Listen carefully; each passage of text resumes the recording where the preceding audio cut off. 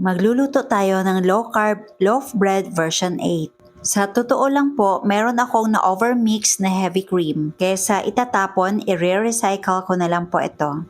So kayo sa bahay nyo, pwede po kayong gumamit ng 1/4 cup heavy cream. Then add eggs.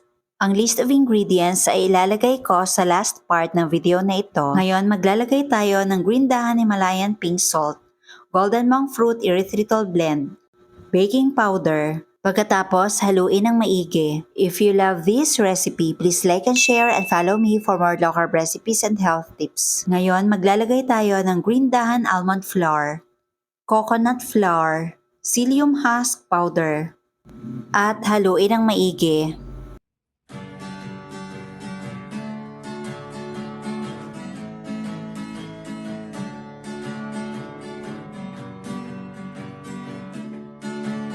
Then gradually add hot water.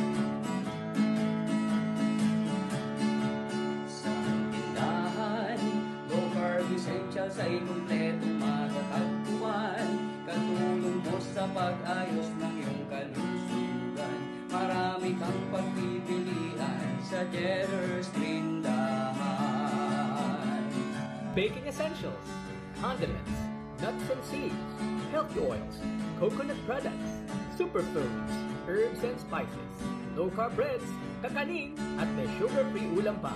Ngayon, rest muna natin for about 30 minutes. Pagkatapos, i-transfer sa molder. Ang pamimili sa Cheddar's Green Dahan. Sa tindahan, low carb essentials ay kumpletong matatagpuan. Katulong mo sa pag-ayos ng iyong kalusugan. Marami kang pagpipilian sa Ngayon, maglalagay tayo ng egg wash. Pagkatapos, ilagay sa kaldero. Lulutuin natin ito for about 30 minutes. At nilipat ko po sa air fryer for about 20 minutes. Then, let it cool. Cheddar's tindahan.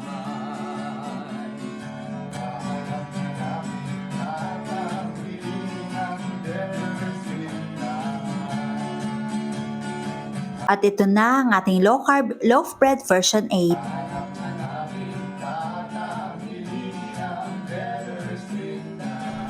Tikman natin.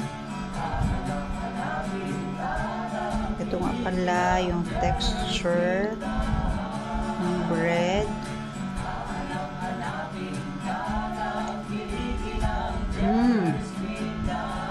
Ang sarap. Para siya malinamnam. Iba yung lasa niya kaysa sa mga dati kong nagawa na bread. Parang ito yung pinakamasarap. Pero yung pinakamagandang texture, yung loaf bread version 2. Pero sa lasa, ito yung pinakamasarap.